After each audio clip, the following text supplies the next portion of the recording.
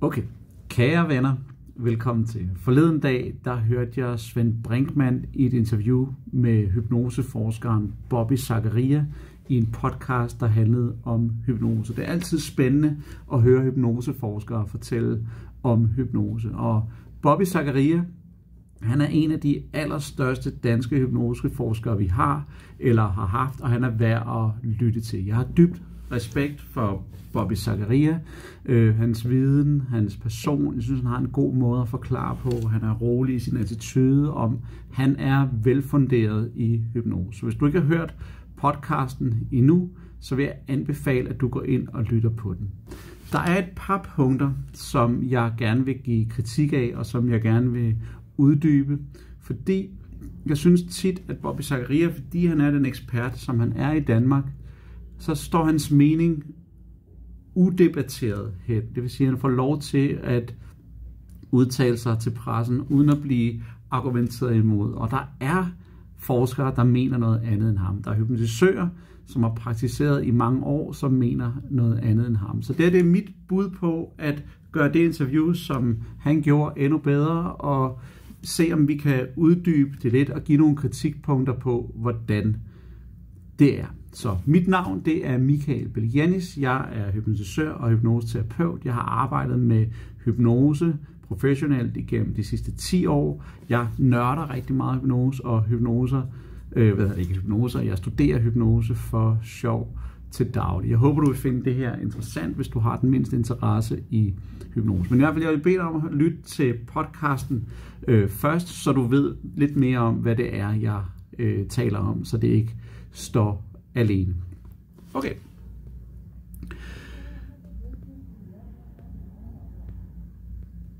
Jeg skal måske også sige, at jeg ikke forsker i hypnose, så det er jo ikke sådan, at jeg har den samme vidensbase. Jeg har bare en stor interesse for hypnoseforskning generelt. Jeg elsker at læse naturvidenskabelige tidsskrifter om hypnose. Jeg elsker at dykke ned i det, den nyeste forskning og bøger og gamle bøger, og også finde anekdoter frem. Og en ting, hvor jeg er virkelig enig med Bobby Zachariah, det er, at hypnose er multifacetteret.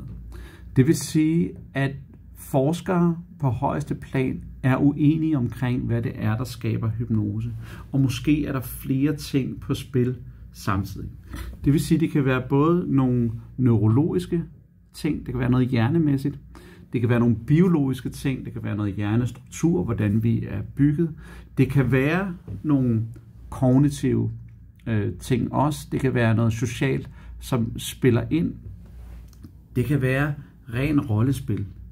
Men i hvert fald så er der en effekt, uanset hvor man er. Men dem på den ene yderfløj, det vil sige, at hypnose, det er en ændret tilstand, bevidsthedstilstand, hvor man er dybt i trance, man er et andet sted. Og på den anden fløj vil de sige, jamen det er rollespil. Det er noget, du lever dig ind i. Det er noget, du bare lader som om, du er bare rollen. Og så er der selvfølgelig alle dem, der ligger inde imellem, og dem, der betoner nogle andre ting. Måske er det ikke samme fænomen, vi observerer. Måske er det forskelligt fra person til person, men effekten kommer til udtryk på samme måde. Det skal man også være opmærksom på. Så jeg vil prøve at give nogle bud på, hvor Bobby og jeg vi er enige, men især hvor vi er uenige. Og det er ikke, at jeg er imod Bobby Zachariah, for som sagt, jeg har dyb respekt for ham. Det er mere for at kaste lidt lys på. Et af de steder, hvor at Bobby Zachariah han springer lidt let over det er, når han beskriver hypnosehistorien. Han starter med Mesmer, og det er også der, man klassisk starter. Og igen, hvis I ikke har hørt podcasten, så vil jeg bede om at høre det, så får I lidt mere at vide omkring, hvem Mesmer han var. Men man kunne gå endnu længere tilbage end Mesmer og se på shamanistiske ritualer. Se på, hvordan heksedoktorer har fået folk i trance gennem tiden, eller hvordan de har helbredt folk fra tusinder af år siden. Og man vil nok finde nogle af de samme fænomener, som Mesmer stødte på igen senere. Så springer han direkte fra Mesmer og videre til en anden stor hypnose guru igennem tiden, en der hedder Charcot, som var på Salpêtrière hospitalet i omkring 1800-tallet, men han springer en vigtig nøgleperson i hypnosehistorien over, som er James Braid. Og James Braid er ham, der har fået æren for overhovedet at skabe termen hypnose. Det var ham, der første gang kortlagde det og sagde, det er det her, vi beskriver som hypnose. Ham mener jeg helt sikkert, vi bør have med. Og en anden sjov ting med James Braid, det er, at han sagde, hypnose er ikke trance. Faktisk så sagde James Braid, at det har alt andet end trance at gøre. Det er så langt fra trance, som det kan være, fordi han lagde mærke til, at dem, han hypnotiserede, var meget aktive i den måde, de brugte deres tanker på. Faktisk var de meget fokuseret på en idé, så han ville have ændret termen til monoideisme i stedet for hypnose, fordi han lagde mærke til, at hypnose har intet med søvn at gøre. Det svarer ikke overens med det græske ord hypnos, som betyder søvn, fordi folk er ikke viljeløse. De gør noget.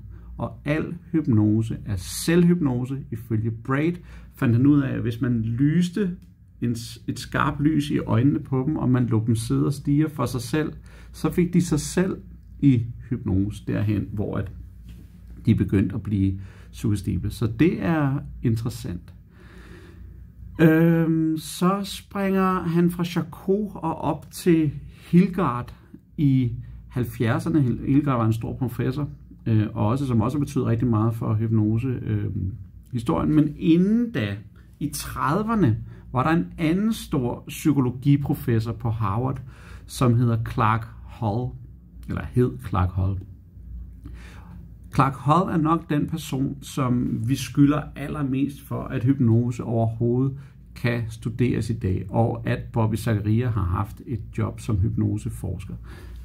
Clark Hull var ham, der kortlagde, hvad er hypnose. Det var ham, der systematiserede hypnoseforskning for at kunne skille det fra andre ting. Og Clark Hull er interessant, og hans fund er interessant i forhold til hypnose, fordi det Clark Hull han fandt ud af, det var, at alt hvad man kan med hypnose, kan man også uden hypnose. Og det vi kalder den hypnotiske induktion, som mange hypnotisører er så glade for, den hypnotiske induktion, det er der, hvor man enten hiver folk i armen og siger sov, eller man beder dem om at slappe af, eller man svinger et ur foran dem og beder dem om at fokusere. Clark Hull fandt ud af, at folk er lige så suggestible uden den hypnotiske induktion, som med den hypnotiske induktion. Så det betyder ikke noget, at du svinger dit lommeur, eller du beder dem om at slappe af. Faktisk så passer det ikke helt. Han fandt ud af, at man kan godt rykke folk et lille skridt mod at blive mere suggestible, men induktionen kan også gøre, at folk faktisk responderer dårligere på den efterfølgende suggestion. Det vil sige, at de bliver dårligere efter, at man har gjort det. Så i princippet fandt han ud af, at det kan lige så godt svare sig at bede folk om at lukke øjnene og koncentrere sig om en idé og bare give dem nogle suggestioner, uden at kalde det hypnose. Vi har bare en tendens til, at hvis vi kan få folk til at forestille sig, at de er i hypnose, at så virker det lidt bedre. Men altså, den hypnotiske induktion er mere et ritual, hvor det betyder, nu laver vi hypnose, nu bliver det farligt. Og mere end at det gør noget magisk i sig selv. Så i forhold til James Braid, så vil jeg gøre alt for at glemme trancen. Man kan også sige, der er siden forskere gennem tiden, blandt andet en, der hedder Stephen J. Lin, som fandt ud af, at hvis folk tror, at de skal i trance, når de er i hypnose, så bliver de lavere hypnotiserbare. Fordi folk sidder og venter på, sker der noget, er jeg i trance nu? Og hvis der ikke sker noget, så tror de ikke, at de kan respondere. Så Stephen J. Lin fandt ud af, at hvis man ikke insisterede på trancen, og bare igen gik lige på suggestionen omkring, hvad man gerne vil have folk at opleve, om det var en stiv arm, eller om det var, at de så hallucinationer eller noget andet, så var sandsynligheden større, end hvis man bad dem om at komme i trance. Så det er jo super interessant. Så trancen gør folk mindre hypnotiserbare end det andet. Så derfor forstår jeg ikke, hvorfor der er så mange hypnotisører, der fortsat insisterer på trancen. Tranceoplevelsen kan være god i sig selv, altså det kan jo give alle mulige seje oplevelser, eller afslapning i kroppen, eller være ude af sig selv, som kan være en god oplevelse, som man kan bruge terapeutisk, men det er tilsyneladende ikke trancen, der skaber hypnosen. Jeg skal se, om der var andre vigtige ting mod det her. Ja, så altså det som jeg kan fornemme lidt på Bobby Zachariah, det er, at han foreslår, at hypnose kræver en særlig proces, men der er der andre forskere gennem historien, som vil sige, det gør det ikke. Hypnose er, hvad du gør det til. Så man kan altså bilde folk ind, at man slår dem i hovedet med en våd fisk, og hvis man kan bilde dem ind, at det skaber hypnose, så vil man få hypnose. Det er blevet gjort med i gentagne forsøg op gennem tiden. Man har givet folk placebo-piller med tilsyneladende hypnotisk effekt, og så har man øget folks hypnotiserbarhed. Man har prikket folk i panden, og så er der når jeg prikker dig i panden, så vil du være mere hypnotiserbar. Man har fået folk til at slappe af. Så det er lidt sjovt, hvad det er, der skaber hypnose. En anden fun fact, som Bobby Zachariah ikke nævner her, det er ikke sikkert, at han ikke ved det, det kan være, fordi der ikke har været tid i podcasten eller noget andet, det er, hvis man insisterer på trancen som afgørende for, om der bliver skabt hypnose, så bliver man nødt til at se på, hvad er en hypnotisk trance i det hele taget. Og trancen har ændret sig gennem tid. Det vil sige, da Mesmer i gamle dage fik folk i trance, der så trance sådan her ud. Folk gik i voldsomme spasmer på scenen. Det var sådan en hypnotisk trance, og det var alt andet end en afslapning.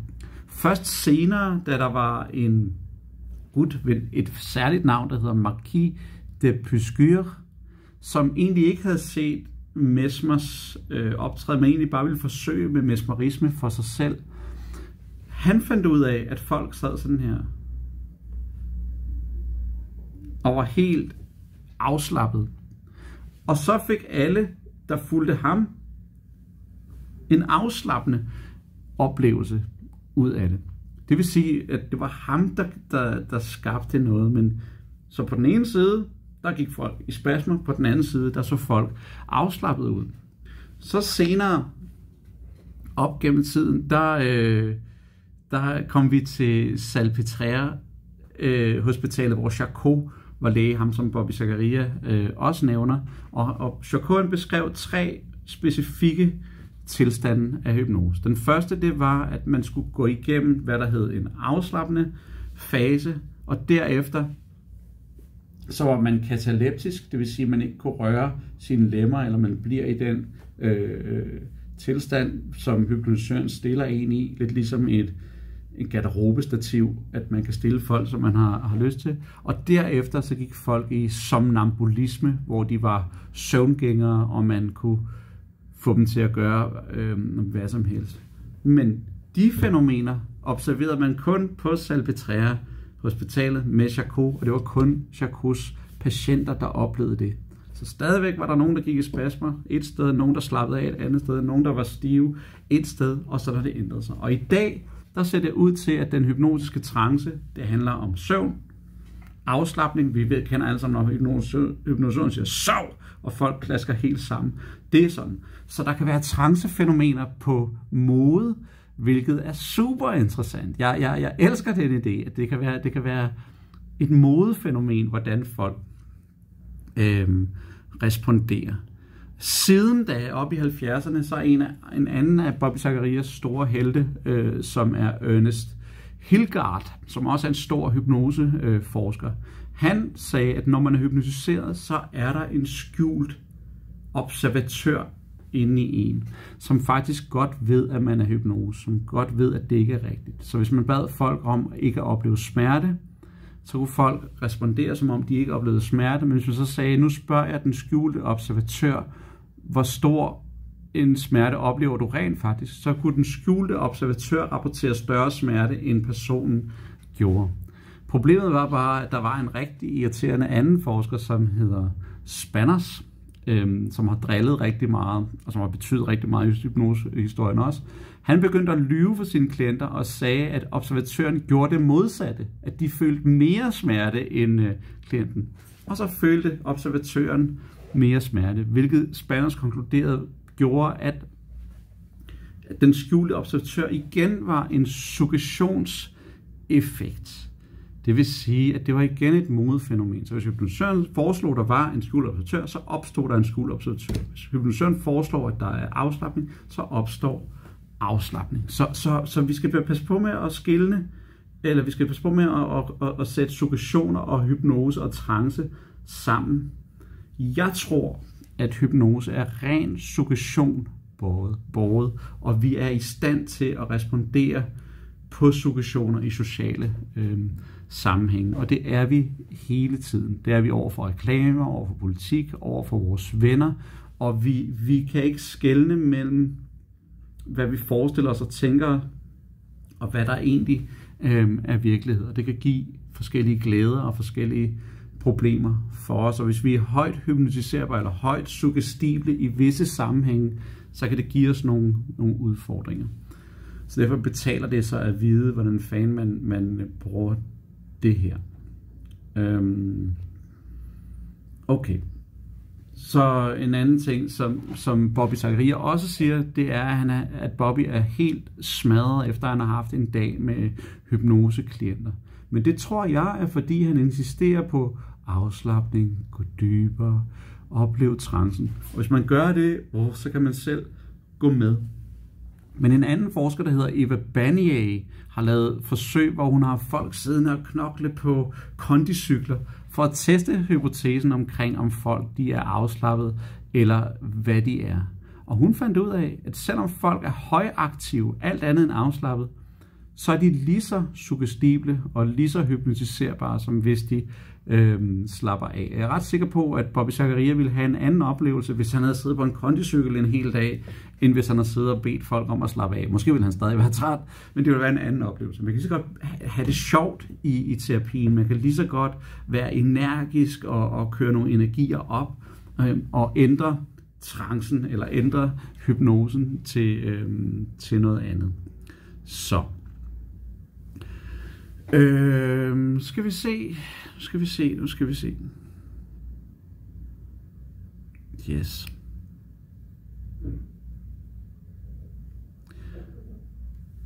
Så hvis Clark Hull altså har ret, så kan alting skabe hypnose.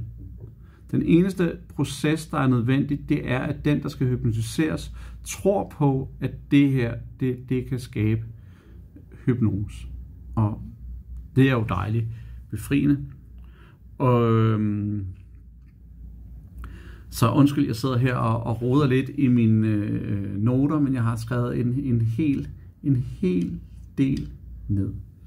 Jo, en anden prominent forsker, som er værd at nævne også, som går lidt imod det Bobby Zachariah, han siger, det er Irving Kirsch.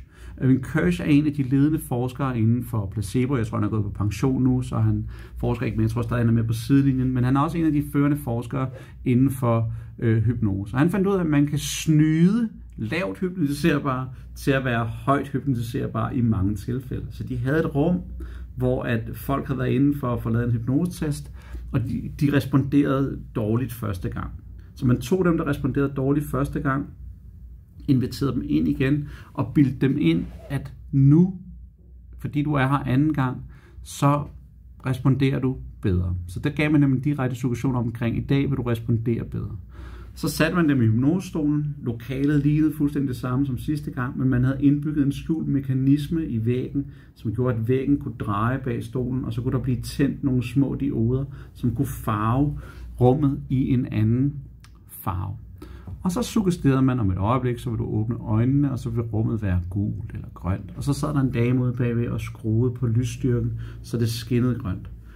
Og når man gjorde det, så overbeviste man folk om, shit, lyset ændrer sig. Jeg er i hypnose. Og så begyndte nogle af de klassiske hypnotiske fænomener at opstå, fordi de fik en tro på, Gud, jeg er der. Det seje var, at selvom de sagde til folk, ved du hvad, vi har løjet for jer, der sad bare pærer i væggen, så forblev de højt hypnotiserbare efterfølgende, hvilket jeg synes er rigtig cool. Altså, at man kan lære det her, man kan snyde folk derhen, og vi kan lære at bruge vores sind på en anden måde, hvor vi kan give os selv nogle af de her oplevelser. En helt anden snak, det er omkring scenehypnose og showhypnose, og der ved jeg, at Bobby Zachariah og jeg, vi adskiller os markant. Jeg er ikke selv så meget til de klassiske showhypnose ting, for jeg synes tit, at det bliver lidt for meget i opsætningen, og de samme jokes, man laver om og om igen. Men jeg er utrolig meget til den intime scene, hvor man giver folk hypnotiske oplevelser en til en, eller i en lille gruppe, hvis de spørger om det. Og jeg kan også godt lide, hvis jeg holder foredrag om hypnose, eller er ude og demonstrere hypnose til virksomheder, eller på hypnoseskoler, at give folk de her oplevelser. Fordi det er fantastisk, at vi pludselig kan opleve ord så virkelig, at vi kan se ting, der ikke er der, eller ikke se ting, der er der, at vi kan sidde fast. Det er da mega fantastisk, og det var det, der fik mig ind i det her felt. Det var hypnosefænomener. Men jeg ved, der er stærke kræfter, som arbejder mod, om scenehypnose overhovedet skal være lovligt, fordi det er farligt.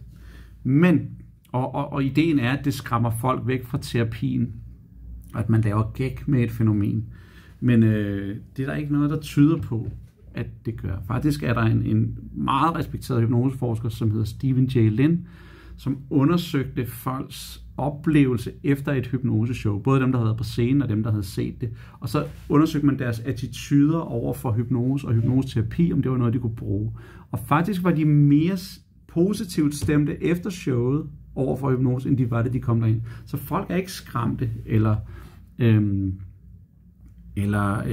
har modstand på hypnose. Så hvis hypnoseshows gør noget, så gør det folks attitude bedre overfor det. Men det kan man jo være uenig i. Men forskningen indikerer det og peger i den retning. Så siger Bobby Zachariah, at han tit bliver kontaktet af folk, der har været til hypnoseshow, som ringer og siger, at de har dårlige oplevelser og ikke kunne bryde med trancen.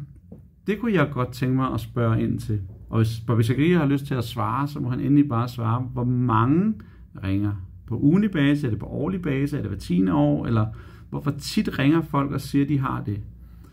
Fordi Stephen J. Lins oplevelse, når de spurgte folk om det her, så var der ingen, der havde dårlige oplevelser, eller sad fast i noget trance efterfølgende. Og personligt, så ved du, at jeg tror overhovedet ikke på, at hypnose er trance, eller man er i en ændret tilstand overhovedet. Jeg tror, vi er i stand til at skabe de her fænomener af os selv, uden trance, og uden at det adskiller sig fra normal tilstand. Så det synes jeg er et interessant spørgsmål. Og selvfølgelig har man som optrædende en utrolig vigtig rolle af at tage sig godt af dem, der er oppe på scenen, og sørge for, at alle de her fjollede suggestioner ikke sidder ved i længere tid, end de bør. Så jeg tror, at alle mennesker er suggestible i forskellig grad, og vi er det i forskellige sammenhænge. Jeg tror ikke, der er nogen, der ikke er det. Nogle er det i den kontekst, der hedder hypnose. Andre er det i en kontekst, hvor det hedder placebo. Vi ved, at placeboeffekten er en ting. Der behøver vi heller ikke være afslappet eller i trance eller noget magisk. Der behøver vi bare lægen, der står med en sprøjte og siger, at det er smertestillende, der er i sprøjten. Og så kan sukkervand virke som det mest kraftige smertestillende stof, vi har i mange tilfælde. Så vi er suggestible i forskellige arenaer hele tiden. Og nogen har bare en særlig evne i den kontekst, som hedder hypnose. Men vi kan alle sammen lære det. Det kommer jeg ind på senere. Så En anden ting, hvor jeg ikke helt kan følge Bobby Zacharias argument, det er, at klassisk så siger man, at der er ingen bivirkninger med hypnose. Selvfølgelig, hvis man har siddet med øjnene lukket i længere tid, så kan man godt være lidt desillusioneret. Ligesom hvis du normalt sidder i sofaen med øjnene lukket i lang tid og åbner øjnene, så skal du lige strække dig lidt og lige reorientere dig selv til rummet. Men udover det, så er der ingen bivirkninger ved det. Så hvad er det egentlig? Der er, hvis man er showhypnotisør eller har en klinik med hypnose, og man ikke er læge, eller ikke er psykolog, eller ikke er sygdomsfagligt uddannet, så betaler det sig at vide, om folk lider af psykoser, eller om folk lider af epilepsi. Fordi så er det en god idé at have en psykiater eller en læge med på sidelinjen. Selvfølgelig er det, men psykoser eller epilepsi er det eneste, der er kontraindikeret til hypnose. Ellers er der ingen bivirkninger. Du kan ikke sidde fast i hypnose, du kan ikke sidde fast i trancen, fordi der er ikke nogen trance, det er ikke nødvendigt med trancen. Så der er uansvarlige folk i alle brancher, og for mig der er scenehypnose ikke anderledes. Vi ved også, skal I se her, så nævner Bobby Zacharias en masse evidens for, at hypnose virker terapeutisk, og det er rigtig, rigtig dejligt. Han nævner blandt andet, at der er god evidens på smerter, hvilket er mega fedt, at vi kan bruge hypnose til at dulme smerter og gøre det mere håndterbart, nogle gange helt fuldstændig fjerne det for kroniske smertepatienter. Men der er også god evidens, og det ved jeg ikke, om han var tydelig nok omkring. Han nævner det i en indskudssætning senere, men der er faktisk også god evidens ved angst, og der er god evidens ved depression. Der findes også metaanalyser på hypnose og angst, og også metaanalyser på hypnose og depression. Og Bobby Zacharias nævner denne her mentale eksponering. Vi ved, at inden for kognitiv adfærdsterapi, der er det sådan, at eksponering er en af hjørnestenene i kognitiv adfærdsterapi. Eksponering er det der med, at man tager ud og eksponerer sig for noget af det, der gør en angst, og så er man der, indtil man føler, at man kan håndtere det, og det er der forskellige måder at gøre det mere eller mindre effektivt på. Men hypnose, siger Bobby Zacharias, det kan vi gøre med mental eksponering, og det er det, man gør faktisk stort set alt terapi. Man udsætter folk for tanker i større eller mindre grad, men med hypnose kan man få folk til at opleve, at de rent faktisk er der mere virkeligt. Og den mentale eksponering, bare det at forestille os en angstskabende situation, har været i stand til at skabe positive effekter. Og ifølge forskeren Mark P. Jensen, så kan der være positive effekter op til 9 år efter. Det vil sige, det er en holdbar løsning. Så hvis man ringer til folk efter 9 år efter behandlingen, så kan der stadig være positive effekter efter 9 år. Det er ikke at sige, at alle kan slippe deres smerte. Det er ikke at sige, at alle kan slippe deres angst eller deres depression med hypnose. Nogle kommer helt i mål. Nogle er et sted, hvor at de kan håndtere det bedre, og andre har brug for andre metoder eller nogle andre tilgange og finder hjælp et andet sted. Men jeg tror på, at mindsetet ved at være nysgerrig og sige, at jeg skal nok finde en løsning, er det, der gør folk frie. Men ikke afviser noget, fordi det ikke virkede første gang. At man bliver ved med at finde linser, man kan kigge igennem, hvor man kan finde det, der passer til mig. Og en ting, der er lidt trist, det er, at Bobby Zacharias siger, at rygestopshypnose ikke er særlig effektivt. Og der har han ret, desværre. Der er ikke særlig meget evidens, der peger på, at hypnose og rygestop er effektivt. Selvom det er sjovt, fordi det er ofte det, folk spørger om. Så er du hypnotisør? Er det så rygestop? Eller hvad? Men noget af det bedste, vi har, viser, at der er en 30% succesrate ved et rygestopshypnose. Men der har man taget alle hypnotisører og alle metoder over en kamp. Så det kan jo godt være, at der findes hypnotisører, som med rygestop er mere effektive end det, og det er der helt sikkert. Vi kan sagtens gøre ting for at øge de 30%, blandt andet ved at skræddersy system, skræddersy sessionerne, høre klienten, hvad der passer til dem. Jeg skal lige have noget strøm på denne her. Vi kan gøre alt muligt, men generelt set, så er det mere effektivt for angst, depression og smerte, end det er for rygestop. Men 30%, selvom det ikke lyder prangende, så er det faktisk bedre end de fleste andre rygestopsmetoder. Lidt bedre end adfærdsterapi, men 3 gange bedre end nikotinpræparater. Hvilket er sjovt, fordi nikotinpræparater er kun mellem 7 og 8%, 7 og 14% succesfulde i deres i forhold til at få folk til at stoppe med at ryge. Så, men i hvert fald, hvis man får hypnose flere gange for et rygestop, så øger det effekten betydeligt, og så er der meget større chance, end hvis man kun tager en enkelt gangs hypnose. Yes, skal vi se. Så er der spørgsmål omkring, hvor adskiller hypnose og hypnoseterapi sig. Hypnose er jo bare kunsten at give suggestioner, kunsten at give forslag. Og hypnoseterapi, det er det her med at bruge terapi under hypnose. Og terapien kan være hvad som helst. Det kan være metakognitiv terapi, det kan være kognitiv adfærdsterapi, det kan være en mere analytisk terapi eller gestalt terapi. Det kan være alt muligt terapi, men så bruger man hypnose sammen med. Og som Bobby Zachariah også nævner, så gør hypnosen den normale terapi langt mere effektiv.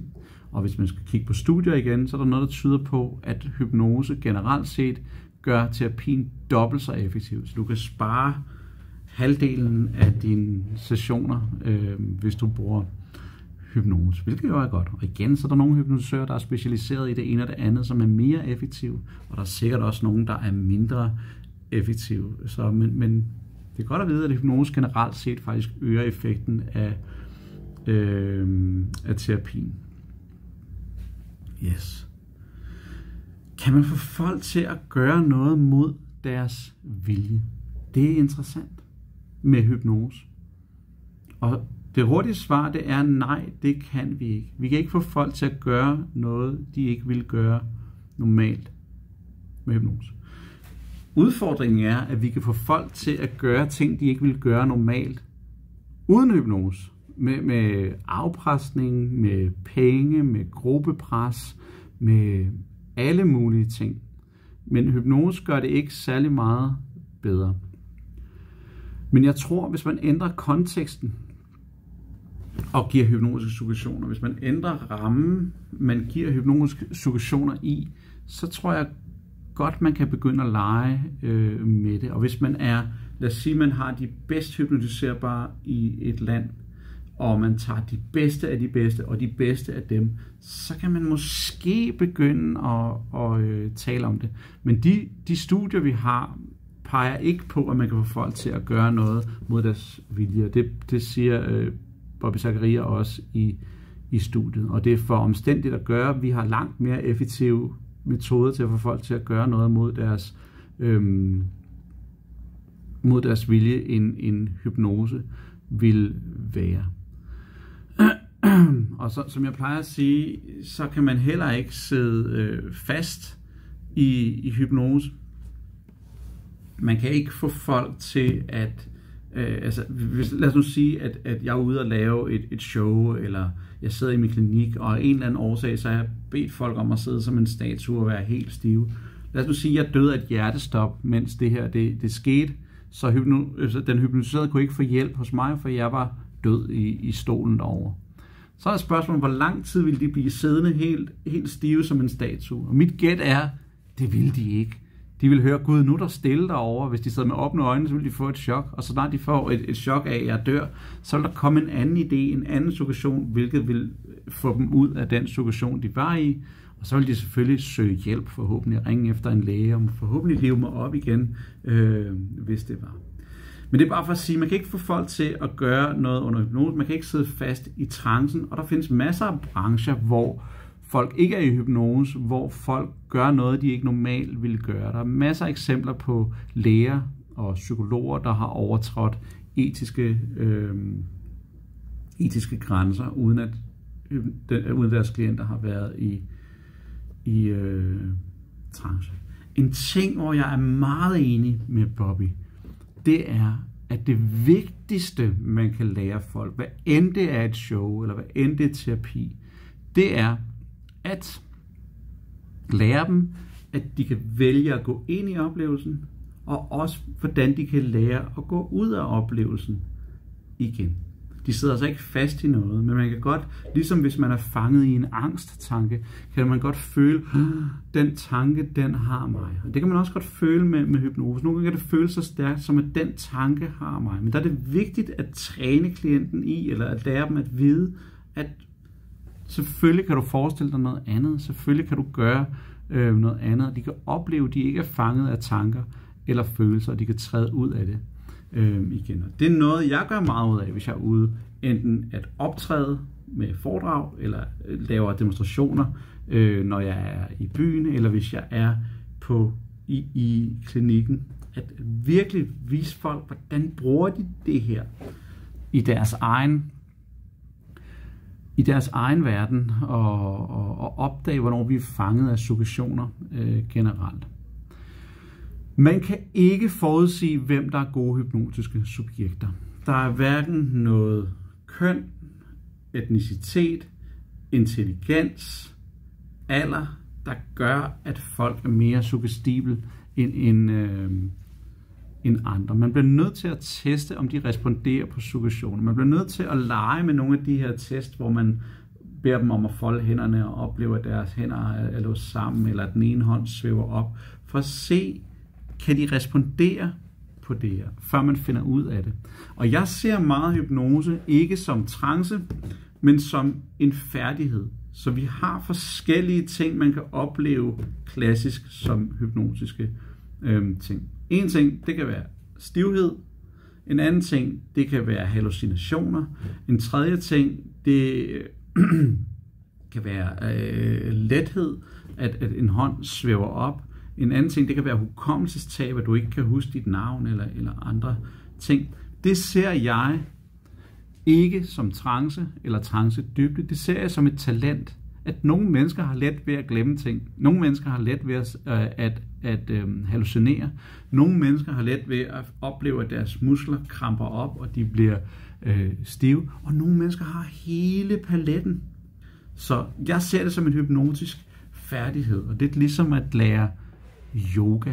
Jeg kan ikke sidde fast i yoga. Min yogalærer kan ikke få mig til at yoga, men jeg kan blive bedre til at yoga. Jeg kan blive bedre til at trække vejret, men jeg sidder ikke fast i øvelsen. Men det kan være, at jeg ikke har yogatalent. Hvis jeg ikke har yogatalent, så må jeg øve og blive bedre til at yoga. På den måde, så kan du heller ikke helt tabe kontrollen under hypnosen. Det kan godt, når man sidder fast i en tanke, føles som om, nu mister jeg noget kontrol. Men så snart du bliver opmærksom på, det er lige noget, jeg har gjort, så kan du vinde kontrollen igen. Så jeg plejer at sige til mine klienter, at det skal de ikke være nervøse for, fordi det vi gerne vil lære dem, det er at tage kontrollen over, hvad det er, der foregår, sådan så de heller ikke mister kontrollen ude i den virkelige verden. Så man faktisk skærper en opmærksomhed på den måde, vi oplever verden på. Alright. Der findes selvfølgelig de her powerhypnotisører derude, som gør alt for at få det til at se ud, som om de har magten, og de tager kontrollen fra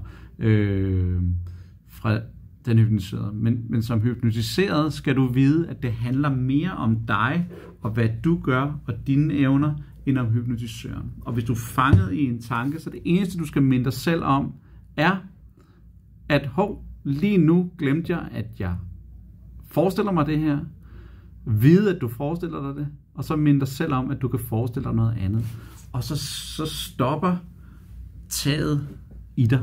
Så har hypnotisøren ikke længere magten, hvis han nogensinde har haft det. Et sted, hvor jeg må give lidt mere kritik af Bobby Zachariah, det er hans syn på selvhypnose. Der må jeg tænke, at der skal han læse lidt mere. Altså der bliver han nødt til at studere lidt mere, eller også er det for lang tid siden, han har læst, fordi Bobby Zachariah siger, at folk, der er højt hypnotiserbare, kan lære at bruge selvhypnose.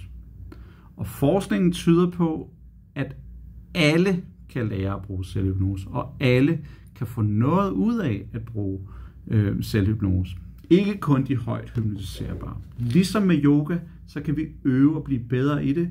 Der findes nogle forskere, der hedder Spanners og Guarsini, som lavede et træningsprogram, der hedder Carlton Skills Training Program. Og jeg vil ikke lige komme ind på det her, fordi det er ikke det, der er vigtigt. Men de kunne i hvert fald træne folk til at blive bedre til at opleve hypnotiske fænomener. Forskeren Adam Eason, som netop er ved at udarbejde et Ph.D.-projekt i selvhypnose, han siger det samme. Alle mennesker kan lære det, alle mennesker kan blive bedre, og vi kan træne at blive mere følsomme over for hypnotiske fænomener og lære at styre det og vide, hvad det er, vi gør. Adam siger ovenikøbet, at hvis man har været hos en hypnotisør først, og så går hjem og træner selvhypnose bagefter, så er man dårligere til selvhypnose, hvilket ikke rigtig gav mening for mig til at starte med. Men det er simpelthen fordi hos hypnotisøren kan der være en kraftig insistens for hypnotisøren. Det kan føles anderledes. Og det er lidt anderledes, når man selv skal køre bussen. Når man sidder derhjemme med sig selv, så kan der være mere selvtvivl, og gør jeg det rigtigt, og nej, det virker nok ikke. Så det føles anderledes at sidde med det selv. Men ifølge Adam Easons studie fra 2018, så kan det betale sig at lære selvhypnose. Fordi lærer man det, så er selvhypnose 8 gange så effektivt, som at gå til en hypnotisør. Så er der mange penge at spare, og hypnotisører som mig kan blive arbejdsløs, hvis der er for mange, der lærer selvhypnose. Men jeg gør en stor ære i at lære folk selvhypnose. Også hvis du går ind på min hjemmeside, bare lige for at give reklame, så findes der 12 gratis videoer derinde, hvor du tager dig selv, du kan komme igennem processen, du kan lære til styr på det. Og husk, du er altid velkommen til at stille spørgsmål til mig, hvis det er. Men gør det, fordi det betaler sig virkelig at lære selvhypnose. Nå.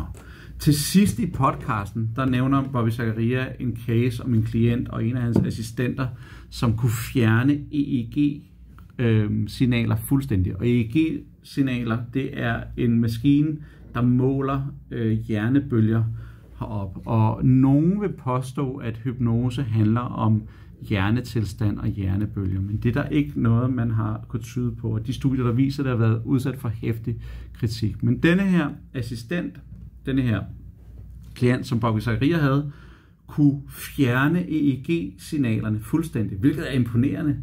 Men det fortæller ikke noget omkring, om hun er i hypnose. Det fortæller bare om, at hun er virkelig god til at styre sin hjernebølgeaktivitet. Hun er god til at slappe af. Hun fortalte også, at hun havde skulle føde første gang. Hun skulle føde sit første barn. Og der havde hun kunne føde fuldstændig uden smerte. Hun havde nærmest ikke opdaget, at hun var i fødsel, før hun var på hospitalet. Og der har hun efterfølgende haft sådan en tanke omkring, shit, jeg ved om det er fordi, at jeg har lavet sådan noget positiv spontan hypnose, altså at jeg ubevidst har lavet selvhypnose, hvilket gjorde, at hun anden gang, når hun skulle føde sit barn, fødte dem i smerte, hvilket er helt mystisk. Hvorfor man ikke tænker, gud, jeg kunne det her første gang, kan vide, om jeg kan det anden gang. Så der er noget for hende at lære. Hvis hun virkelig er god til det, så kan hun i hvert fald lære at udnytte det. Og hun har jo kunnet det før, hvis det er det, der sker. Det kan jo også bare være, at der har været forskel på de to fødselsoplevelser. At første fødsel føles anderledes end anden gang. som fødsler jo gør, og det er det, der har været forskellen. Det kan være, at det intet har med hypnose at gøre, men måske har det. I hvert fald så er fødselshypnose også et sted, der vinder mere og mere frem, og rigtig mange kvinder har rigtig god gavn af at lære at bruge selvhypnose, når de skal føde, for at kunne føde mere behageligt, uden at opleve smerter, eller skabe den oplevelse, de faktisk gerne vil have under fødslen, og være mere nærværende, eller hvad ved jeg. Men det er et sted, hvor at det faktisk vinder mere og mere frem, og hvor det er utroligt brugbart. Så det var det for mig i dag. Hvis du synes, det her det giver mening, hvis du gerne kunne tænke dig at vide mere, eller hvis du slet ikke synes, det giver mening, eller hvis det har fået dig ud af stolen, så må du endelig bare tage kontakt. Du finder kontaktoplysninger hernede under. Jeg har et link til hjemmesiden. I hvert fald, jeg håber, du synes, det her det var interessant. Jeg håber, du synes, at det her det giver mening. Indtil vi ses, indtil jeg hører fra dig, så må du have det rigtig, rigtig godt. Hej.